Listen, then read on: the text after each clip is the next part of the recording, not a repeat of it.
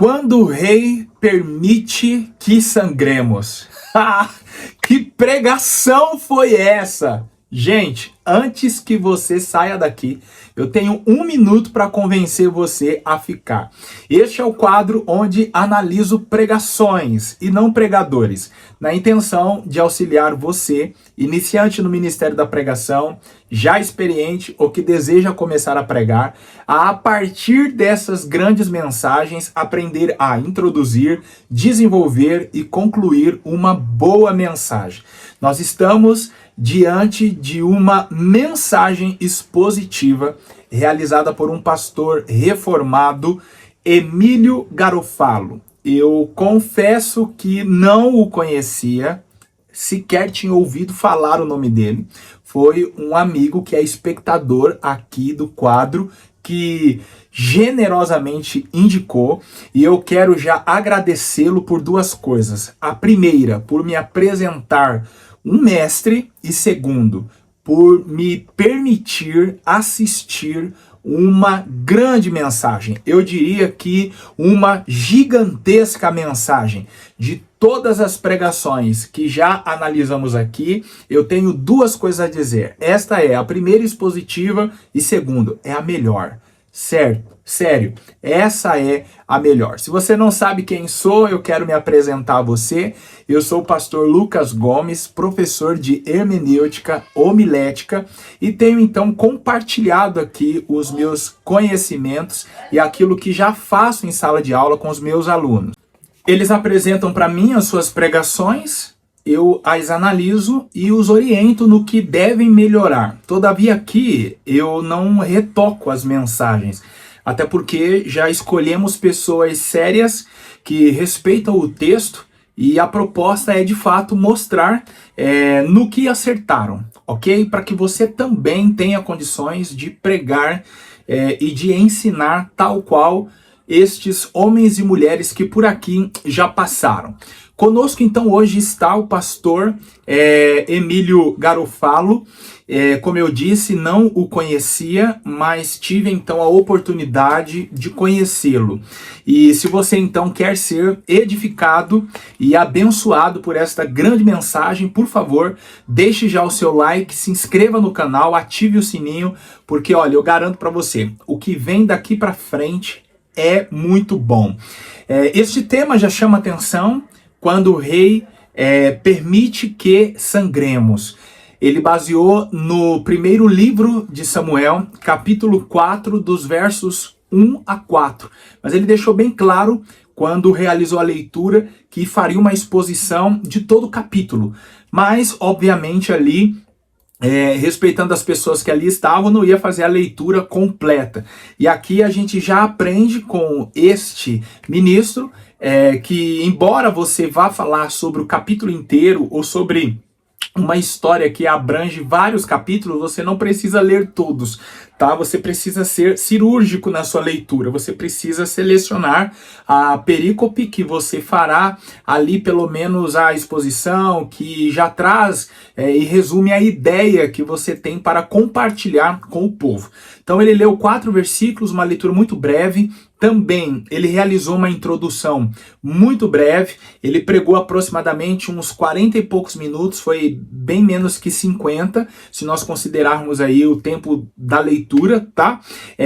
E de introdução ele investiu 7 minutos e 30 aproximadamente. Então eu volto aqui a dizer o que sempre falo e gosto de repetir porque sempre tem gente nova aqui no canal.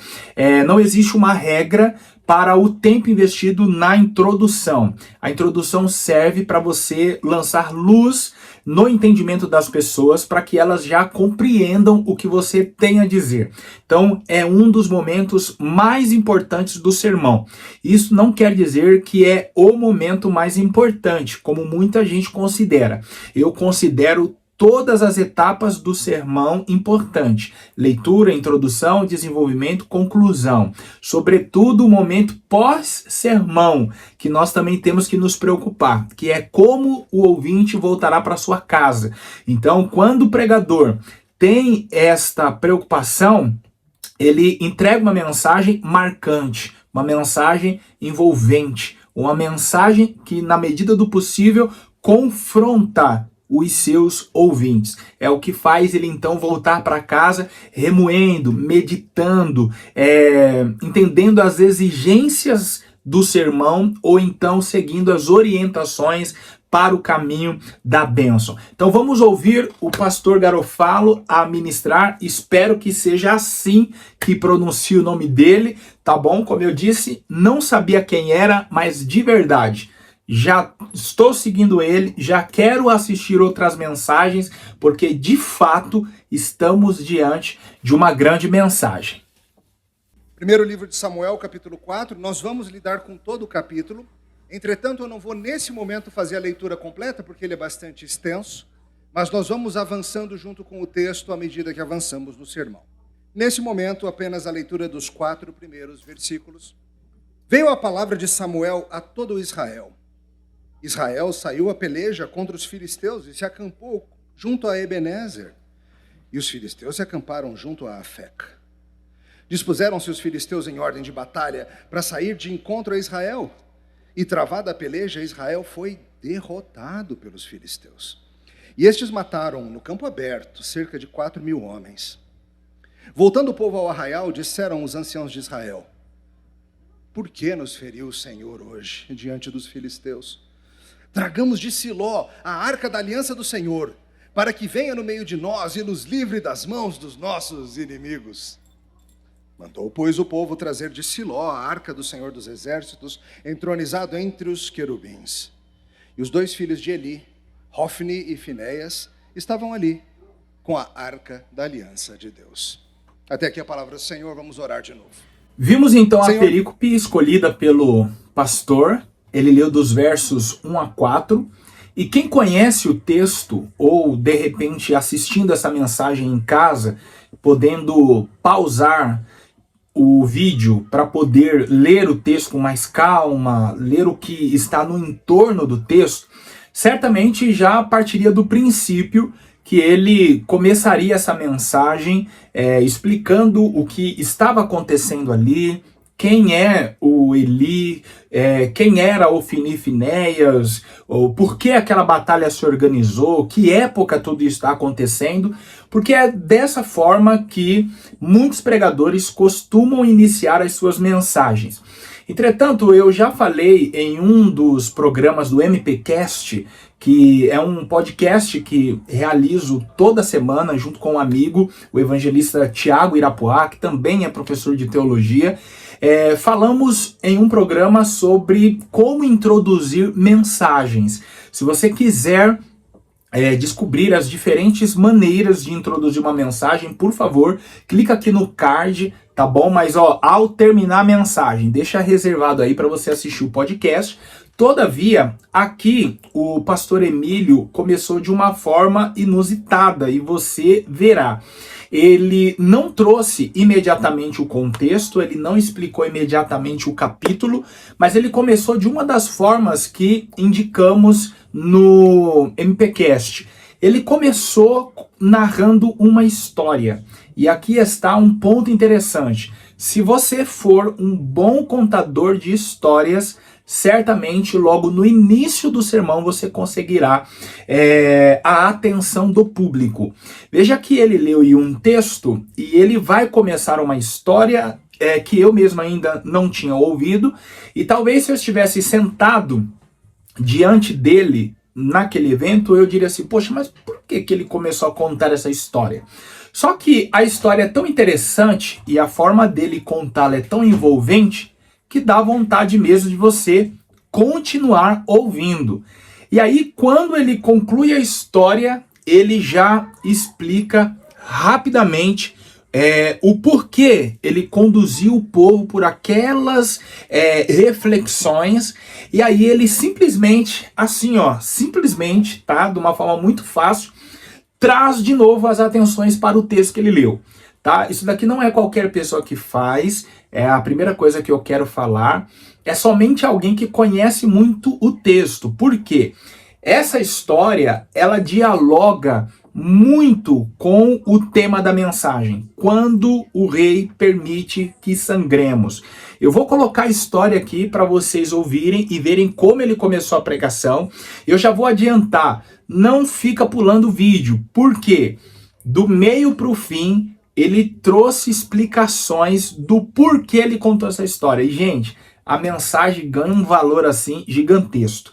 Se ele não tivesse explicado, eu já diria que ele começou muito bem. Mas pelo fato dele ter encerrado a mensagem praticamente explicando o porquê contou a história, olha, então assim, fica a dica para você. Se você quer começar bem as mensagens, você pode procurar uma história real, ou então uma parábola que conecte o público, porque histórias conectam pessoas. A primeira pergunta que eu disse que aqui talvez faria seria, por que ele começou a contar isso? O que tem a ver essa história com a mensagem? E aí quando ele termina a história e traz o povo de novo para o texto, aí a gente fica maravilhado e a mensagem ganha sentido. Então por que você pode começar uma pregação contando uma história? Porque o objetivo da introdução, já falei no início, é lançar luz no entendimento para que as pessoas compreendam o que você tem a dizer. A introdução ainda não é a mensagem. Vamos ver então como foi que ele começou. Na vida há algumas situações que você acha que pode manipular forças tremendas, mas elas podem se voltar contra você em enorme violência. A força que você acha que pode manipular é capaz de facilmente te fazer sangrar. Isso ficou muito claro em 2003, numa apresentação de dois dos mais respeitados ilusionistas do mundo, a dupla Siegfried e Roy. Na época, Siegfried e Roy eram os mágicos ilusionistas, vocês sabem que não são mágicos de verdade, fazem truques.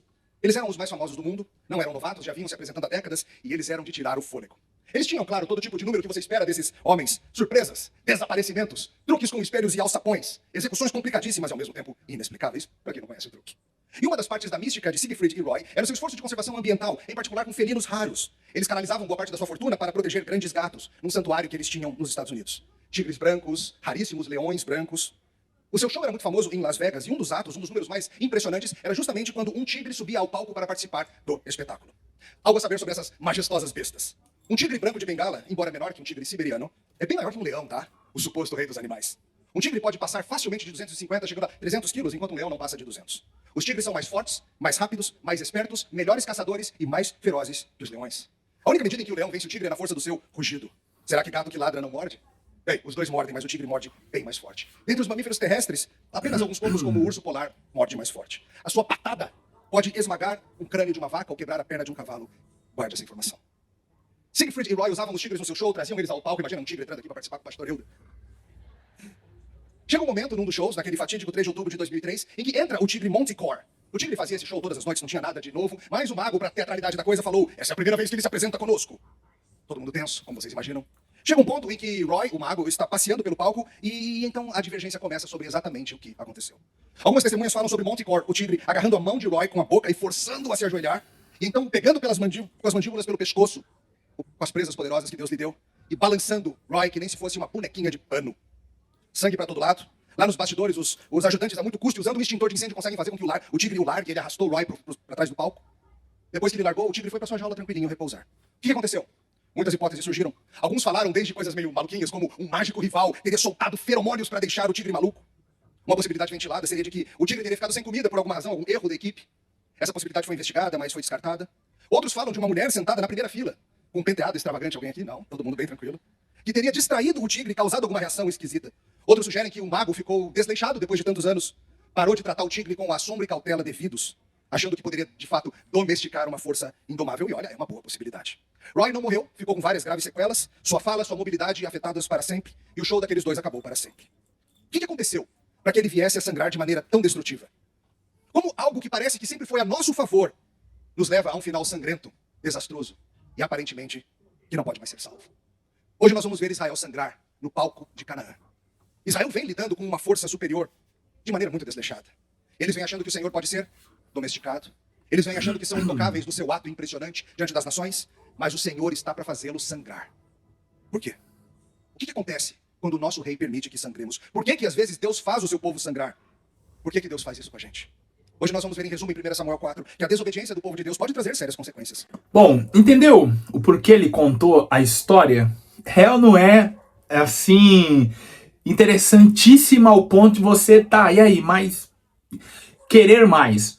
Porém, quando ele traz o público novamente para o texto, ele deixa muito claro que a intenção era explicar o texto e que a proposta nunca foi se afastar do texto.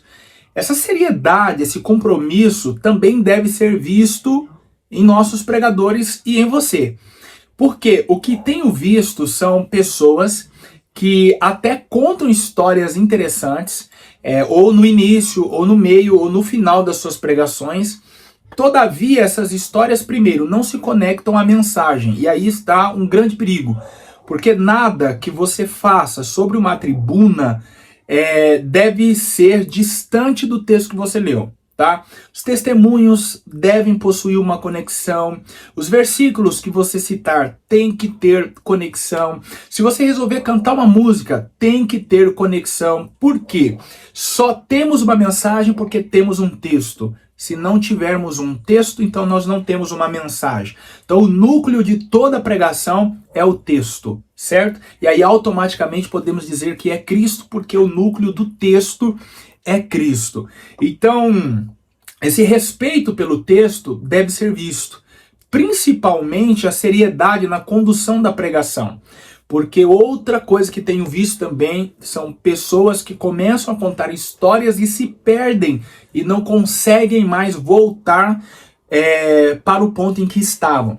E eu quero chamar sua atenção aqui dizendo que isso foi possível porque o pastor Emílio, se você não percebeu, você vai perceber durante essa pregação, durante este ensino, que ele leu os seus sermões.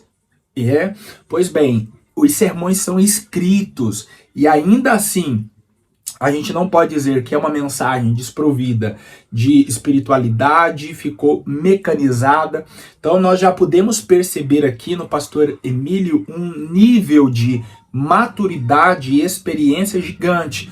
Porque enquanto tem pessoas se atrapalhando com um pedacinho de papel chamado esboço, do outro lado nós temos aí um expositor das escrituras virando as páginas e lendo o seu sermão, tá? Se nós não estivéssemos olhando para ele, não perceberíamos, dado o ritmo que ele empreende na sua mensagem.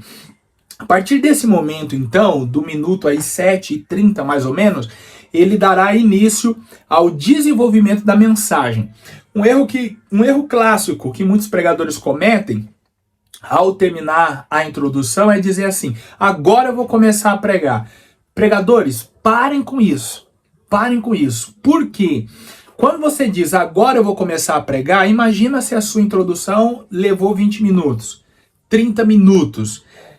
Que sensação você trará às pessoas que estão te ouvindo? Nossa, não era mensagem ainda, então eu devia estar fazendo alguma coisa aqui, ter ido no banheiro, ter ido beber uma água, já que não era a pregação.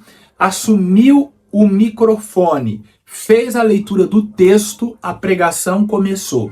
Agora nós precisamos entender, e se você quiser deixar claro isso para o seu público, é que a mensagem, ela tem etapas. Introdução. Você pode, de repente, explicar ao público. Gente, neste momento introdutório, eu quero falar sobre isso e aquilo. Quando você terminar a introdução, gente, ao encerrar essa introdução, quero falar a vocês sobre tais pontos.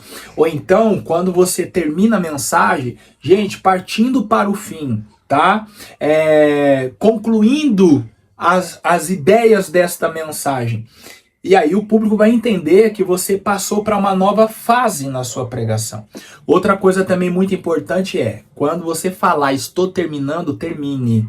Quando você disser assim, olha, este é o último assunto e eu vou encerrar, vou devolver o microfone, faça isso, porque senão você gera uma certa ansiedade nas pessoas. E isso é um problema, porque faz elas se esquecerem do melhor momento, que foi a pregação. E aí elas passam a odiar você, no bom sentido da palavra. Então, disse que vai terminar, deixou claro que você está partindo para a parte final da pregação. Se muito, leve aí para terminar 5 minutos.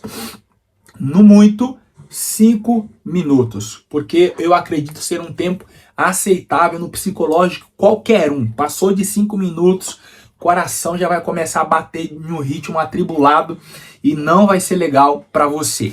Então agora ele vai desenvolver o sermão e ele começa de uma forma assim muito legal. Muitas vezes Deus permite que seu povo sofra. Aí sim, ele volta e faz aquela exposição clássica que já somos conhecedores, falando sobre o contexto político, religioso, espiritual. E aí ele fala que Israel não tinha um rei, que Israel tinha um sacerdote que ao mesmo tempo era juiz, seus filhos viviam em pecado. Aí ele fala do ambiente do capítulo 4, uma guerra que começou, cujos motivos não ficam claros no texto, todavia, talvez o histórico de lutas, de batalhas entre filisteus e israelitas justifique mais uma vez esta guerra. Ele fala sobre a origem dos filisteus na visão dos gregos, que eram chamados então, que chamavam os filisteus de os povos do mar. Todavia não se há uma base para explicar dessa forma assim tão simples a origem dos filisteus. Ele traz a informação da localização geográfica do acampamento dos filisteus. Os israelitas se acamparam numa região que posteriormente veio se chamar Ebenezer. Já os filisteus estavam em Afeca, e aí ele dá a quilometragem de um acampamento para o outro. Muito legal isso, por quê? Porque ele começou de uma forma diferente e agora ele nos traz todas as informações necessárias para entendermos o texto. O que ele realizou aqui, então, foi um exercício hermenêutico, ou fez uso de uma das ferramentas da hermenêutica chamada exegese. É quando você abre a Bíblia e diz, olha, o que está acontecendo aqui é isso, o que está se passando por aqui é isso, tá bom? Então por isso que eu classifiquei este sermão como expositivo, porque o que ele vai fazer daqui para frente é expor as verdades do texto. E também ele expõe muito o sentimento dos israelitas, tá? Quando eles vão buscar a arca, quando eles trazem a arca, quando eles vão ao campo de batalha, quando eles perdem. Então ele simplesmente abriu a Bíblia e deixou o texto falar. Em nenhum momento eu percebi ele fazendo inserções ou a famosa exegese no texto, tá? Forçando uma interpretação. E aí outro detalhe também, outra característica do sermão expositivo é que você, de certa forma, quando está diante de um texto, de uma história, você vai fazendo a narrativa e conforme a história acontece, você vai expondo as verdades, certo? Você vai expondo as verdades do texto conforme a história vai acontecendo. E a diferença aqui para um sermão textual é que no sermão textual os tópicos surgem do texto. No expositivo você também pode retirar os tópicos do seu sermão do texto. Todavia, o pastor Emílio ministrou em uma história narrativa, tá?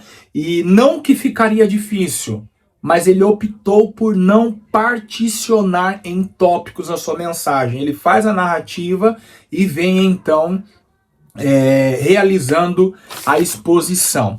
Para que possamos entender então a maneira que ele apresentou o texto.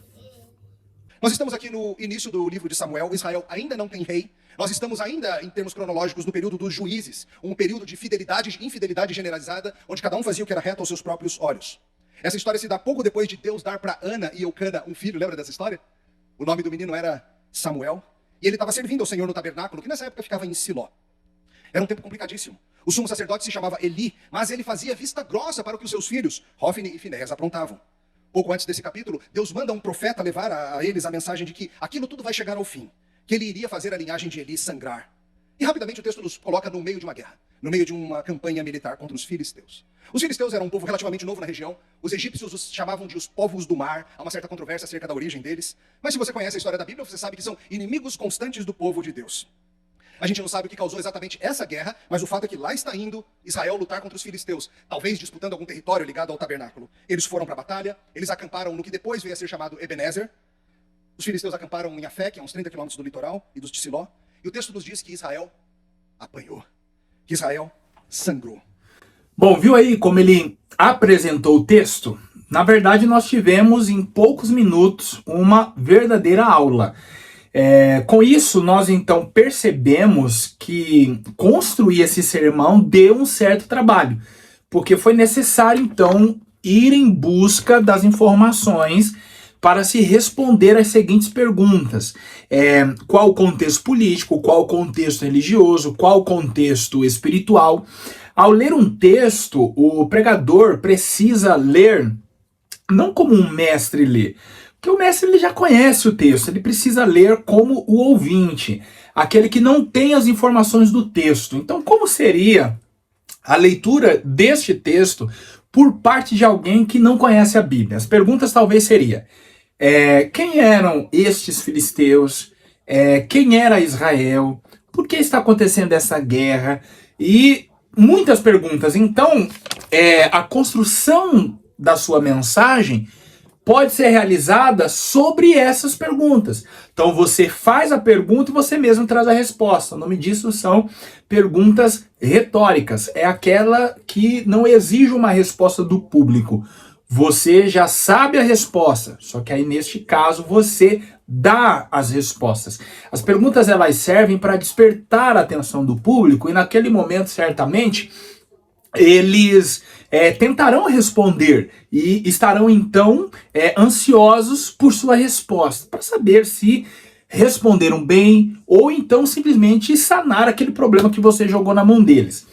Bom, o próximo momento agora dessa mensagem, o pastor trabalha uma pergunta muito interessante que muito provavelmente tenha sido feita pelos israelitas quando perderam a guerra a primeira vez.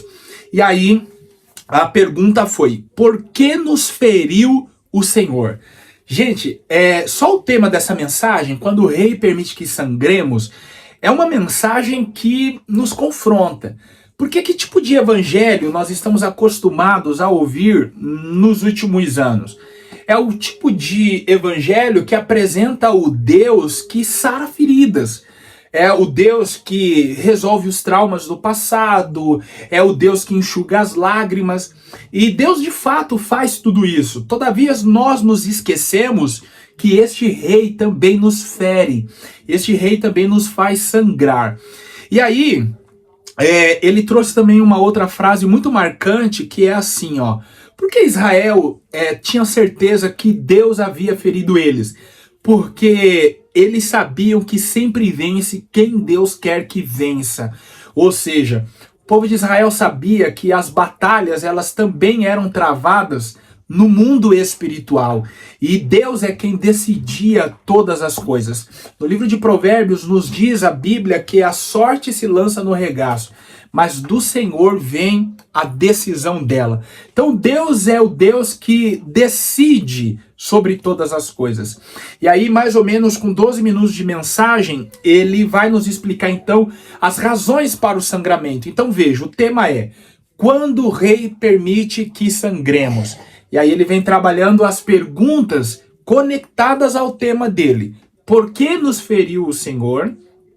E as razões para o sangramento. Gente, que mensagem maravilhosa. Por quê? Nós percebemos que ela foi muito bem construída e está a todo tempo conectada com o tema. É isso que você precisa aprender enquanto pregador. Não soltar o tema lá. Ele pode ser o mais brilhante que for. Se a estrutura do seu sermão não estiver conectada a ele, você não tem uma mensagem. E o propósito da mensagem é orientar. Se não for assim, você estará confundindo as pessoas. Agora, ele nos explicará sobre as razões para o sangramento. E aí ele traz uma exposição sobre os textos de Levítico 26 e Deuteronômio 28, sensacionais, onde Deus avisou que iria ferir o povo Deus abriria feridas no povo se eles então caíssem no pecado da idolatria. E foi exatamente o que eles fizeram, se afastaram de Deus. Então, o que aconteceu? Deus os feriu. Entretanto, eles não deram ouvidos aos sinais. Eles não perceberam os sinais. E aí, de acordo com as palavras do pastor Emílio, eles foram então simplistas ao ponto de dizerem: perdemos por quê? Porque Deus não estava conosco. Então, eles transferiram a responsabilidade para Deus e trouxeram a arca, como que quem diz: vamos agora colocar Deus em uma pressão. Por quê? Essa parte eu achei muito engraçado, porque olha só, Deus vai ter que nos ajudar. Se a gente trouxer Deus para a guerra e colocar ele na frente, ou Deus reage, ou os filisteus pisam na arca. Então, de certa forma, eles tentaram ali pressionar a Deus. Deus vai ter que fazer algo para se ajudar, porque a gente vai pôr Deus numa enrascada agora. A gente vai colocar Deus no olho do furacão. Entretanto, antes, ele explica sobre a arca. Então, assim, uma mensagem expositiva não deixa lacunas, tá? Dificilmente você vai ouvir uma mensagem expositiva e vai ficar assim: olha, o que isto queria dizer?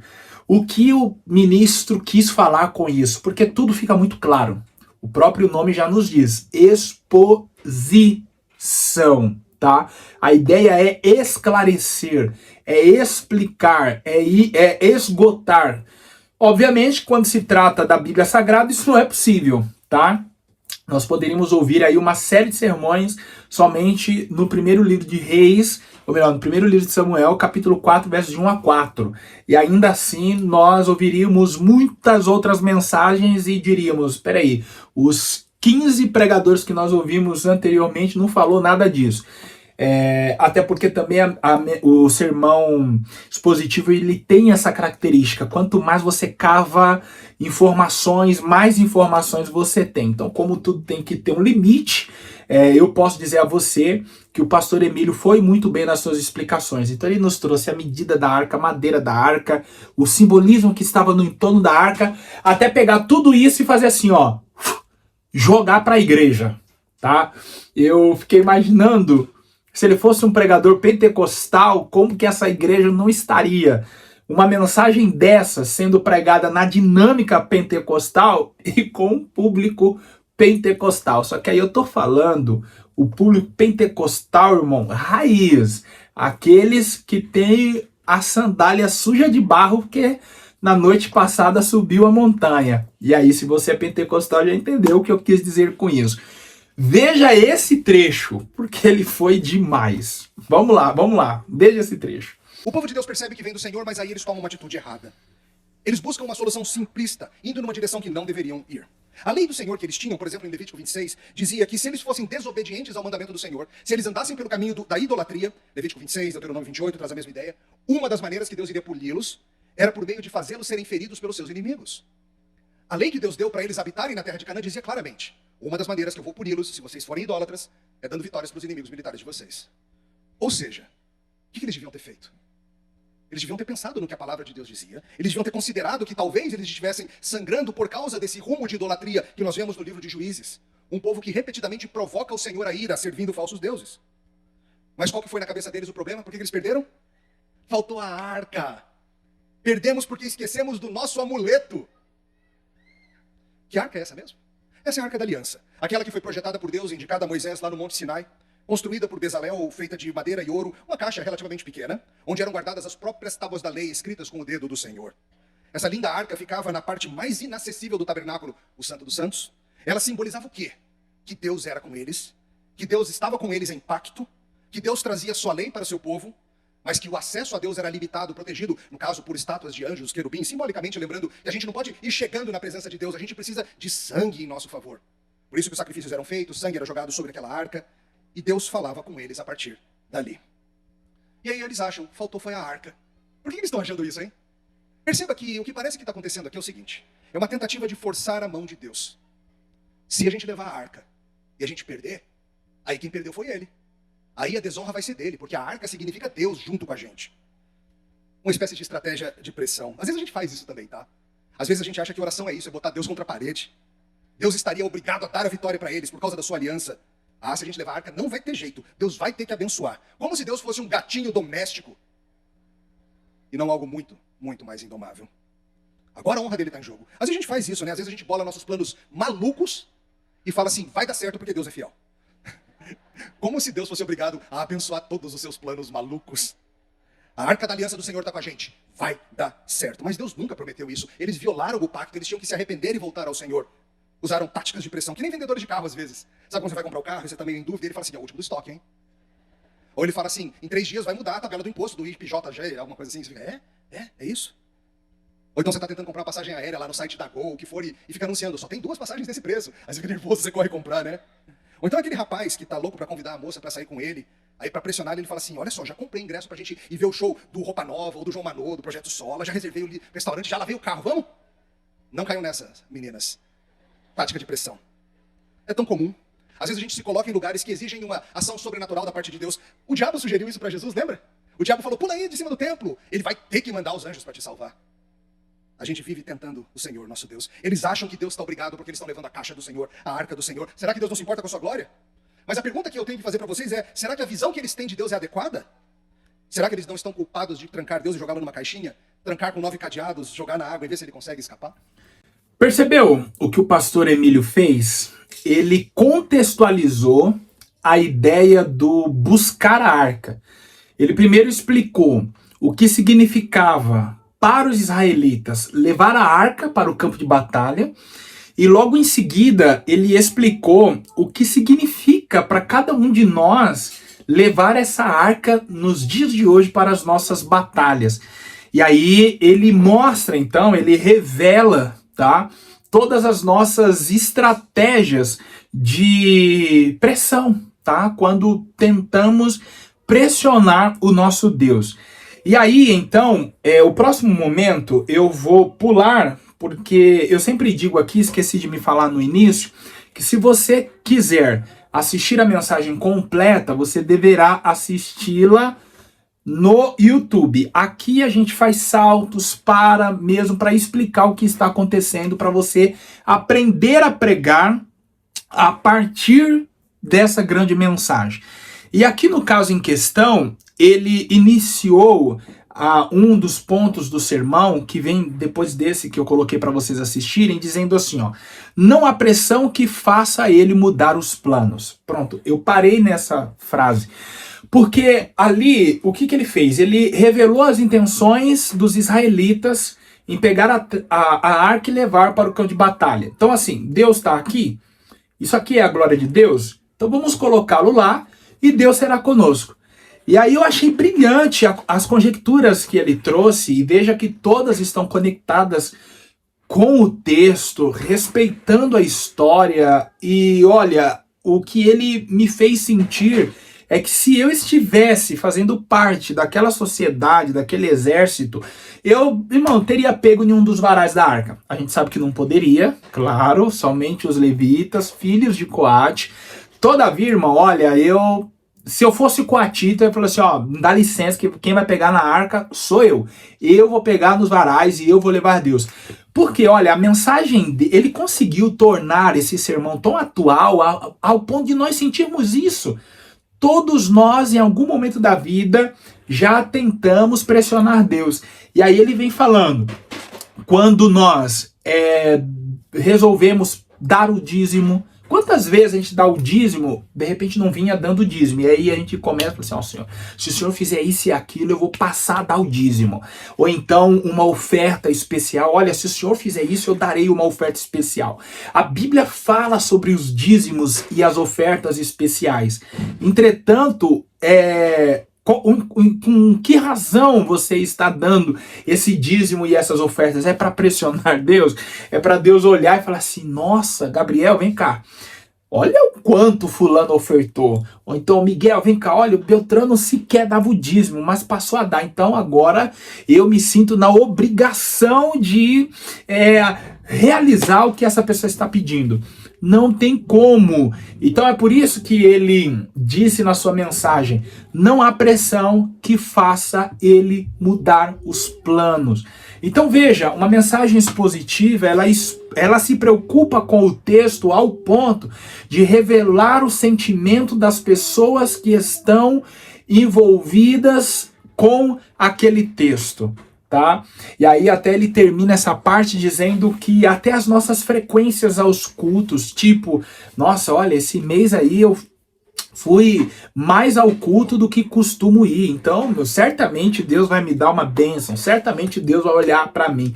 Então ele revelou em poucas palavras as nossas atitudes hipócritas para com Deus, e quantas vezes nós transferimos para o Senhor a culpa, a responsabilidade. Olha, eu estou fazendo minha parte, como o próprio Israel fez, né? Pegou a arca e levou para o campo de batalha, como quem diz, olha, a nossa parte estamos fazendo, a de Deus vai ser ganhar essa guerra.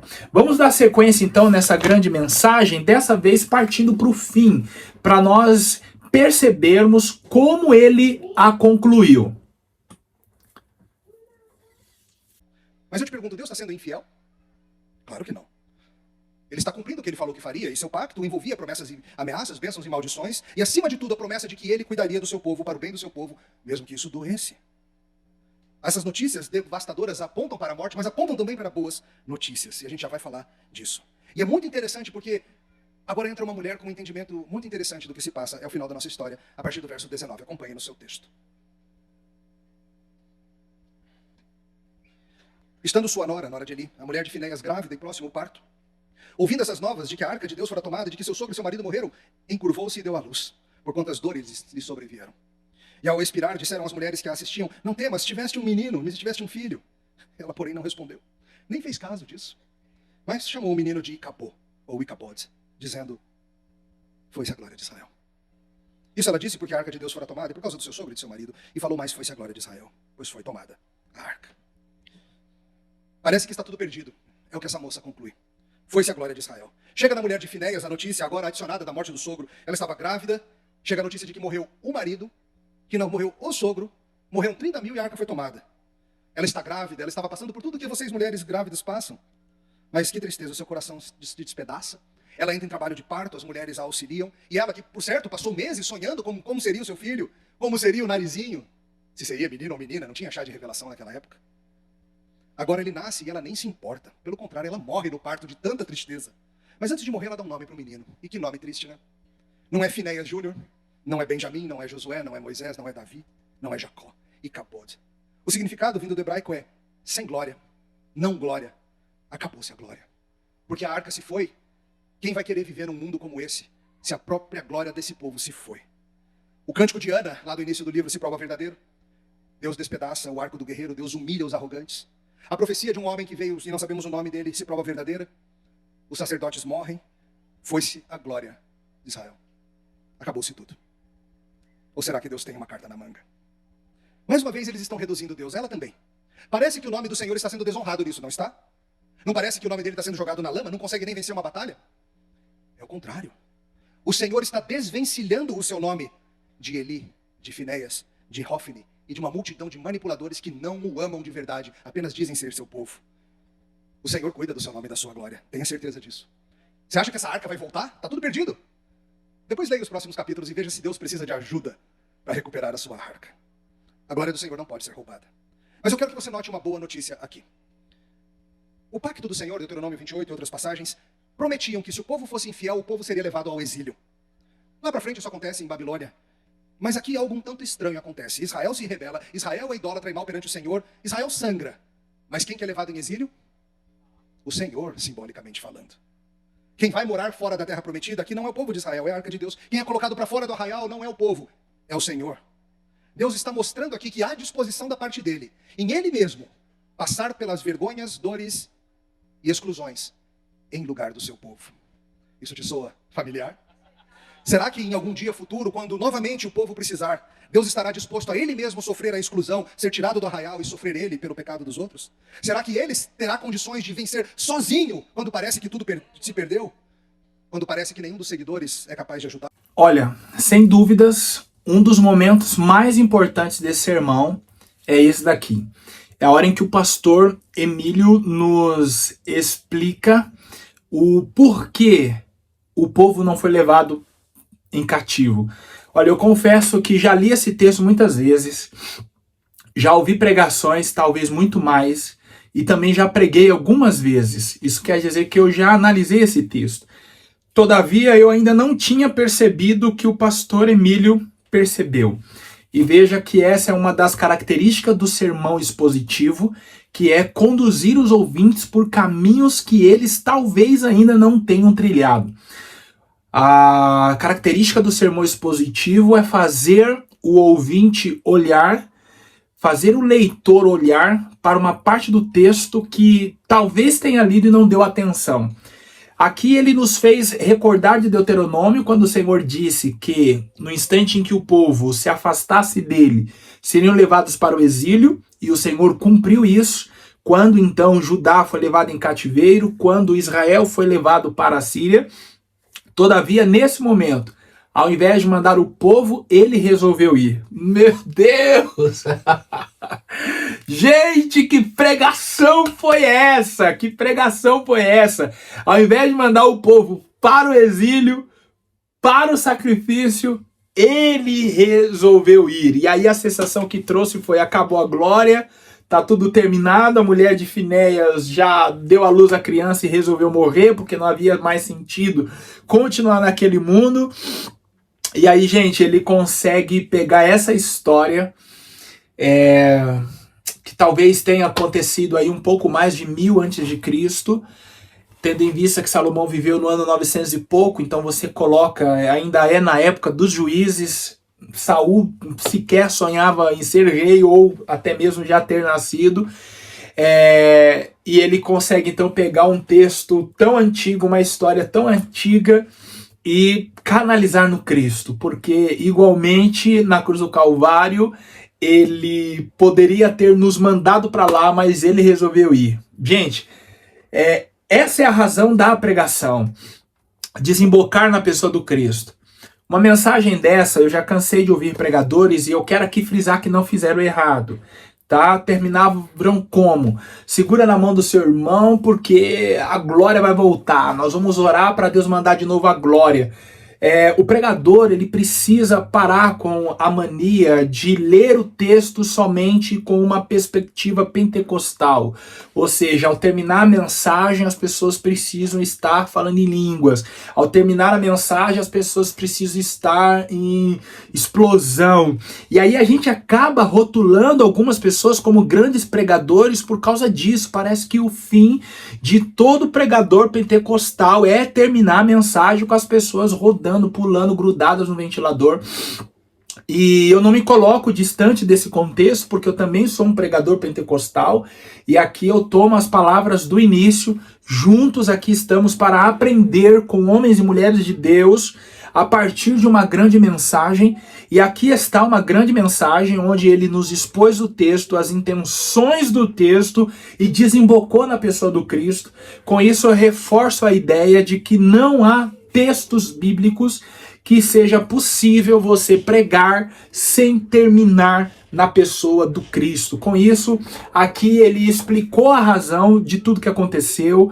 A casa de Eli pecou, Eli honrou mais os filhos do que a Deus, e Deus então diz para Eli: eu vou desonrar você, eu vou desonrar a sua casa. E a razão de Deus ter então se permitido ir para a terra dos filisteus é porque ele queria se desvencilhar de Eli e toda a sua casa. Gente, olha, realmente nós não entendemos os caminhos de Deus. Então, na visão do pastor Emílio Garofalo, o Senhor Deus, então, se desvencilhou de Eli como? Indo para o exílio.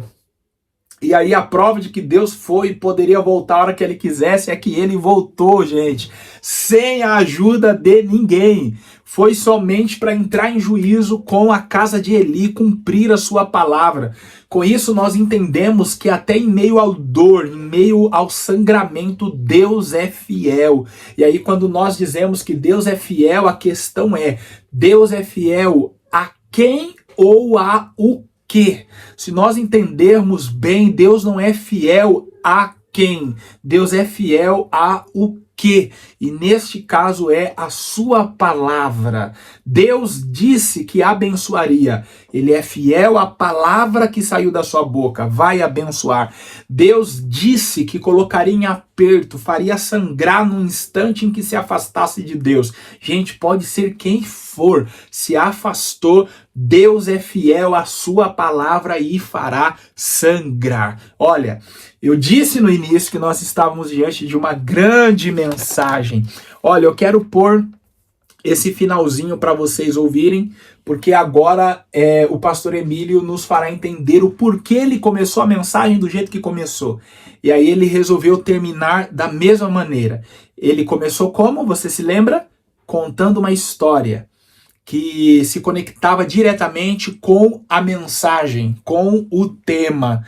A história falava sobre sangramento, a mensagem fala sobre sangramento. Todavia, nós não entendemos no início a razão do tigre ter atacado o seu domador, o mágico. Agora ele vai nos explicar. E sabe, eu vou deixar correr só para você perceber como foi que ele terminou essa mensagem falando sobre o Filho de Deus. O Senhor está fazendo o seu povo sangrar, mas sabe, muitas vezes isso é para o nosso próprio bem.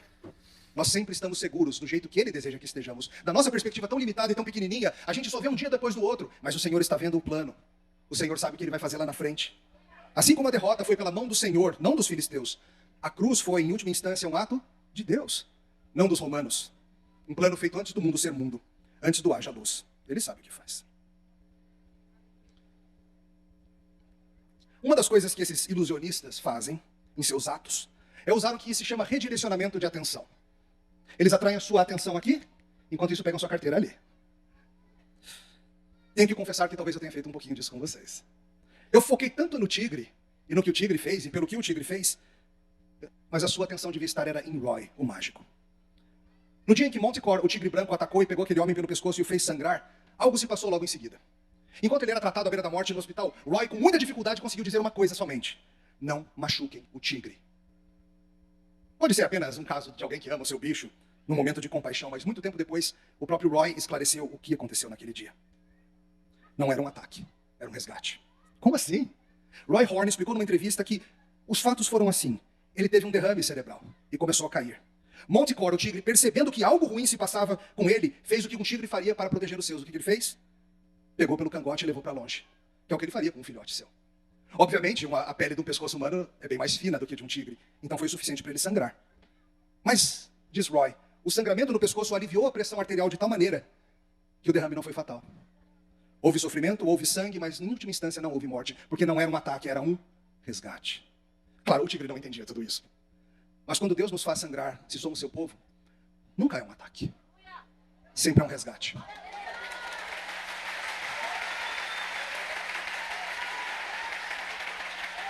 Naqueles dias em que parece que o Senhor é contra você, como parecia ser contra Jó. Naquelas noites de oração solitária em que parece que até o Todo-Poderoso se tornou seu inimigo. Entenda, nunca é um ataque do Senhor, é um resgate. Talvez Ele esteja te fazendo sangrar.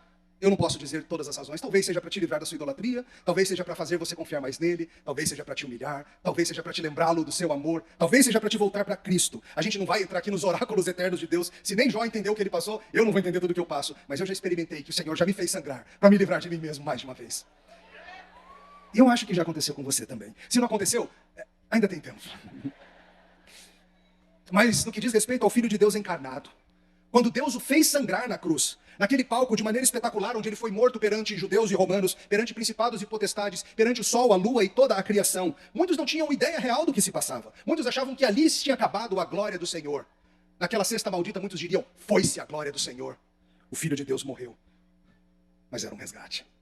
Não um resgate perpetrado por uma majestosa fera do campo, agindo por instintos, mas um resgate que o Rei dos animais, o Rei dos anjos, o Rei dos humanos, o Rei de céus e terra, o Rei dos reis, despido de sua glória, fez em nosso favor.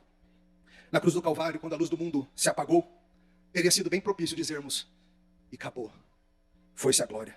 Agora que está tudo perdido, Deus veio ao mundo e a gente o matou. Mas você acha que o Deus Filho permaneceria no exílio da morte? Claro que não. Porque mesmo quando parece que os inimigos do Senhor triunfaram, o Senhor tem um plano. Foi assim na Montanha da Caveira. Quando parecia que a glória de Israel estaria perdida para sempre. Quando parecia que naquela tragédia sangrenta a luz do mundo seria apagada para sempre. Mas Deus tinha um plano. Como Deus tinha um plano aqui, eu te chamo a continuar lendo a história. Mas a pergunta é, será que quando Deus leva seu filho à morte, ele tem um plano para voltar ou não tem? Seria sempre temporário. Parecia que a luz do mundo estava apagada, mas não era um ataque. Era um resgate. Sangrento, mas suficiente para nós. Aleluia. Uou! Terminamos então essa grande mensagem.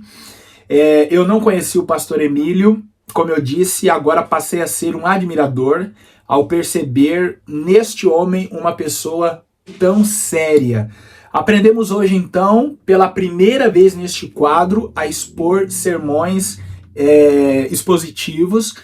São sermões que se preocupam inteiramente com o texto. Nós percebemos, sim, em muitos momentos, ele realizando exposições, aplicações, melhor dizendo, todavia, pautadas na exposição que estava fazendo. Então, ele trouxe a exposição e realizou a aplicação. Trazia a exposição e realizava a aplicação. E para você que não sabe o que é aplicação, é o momento em que você pega o texto e faz com que ele tenha sentido na vida do ouvinte. Muito obrigado, então, pela sua participação. Eu quero agradecer você, que Deus te abençoe. Não esquece de se inscrever, ativar o sininho, deixar o seu like e semana que vem nós estaremos aqui. Coloca nos comentários qual a próxima mensagem que você deseja ver aqui no Que Pregação Foi Essa? Que Deus te abençoe. Fique com Deus.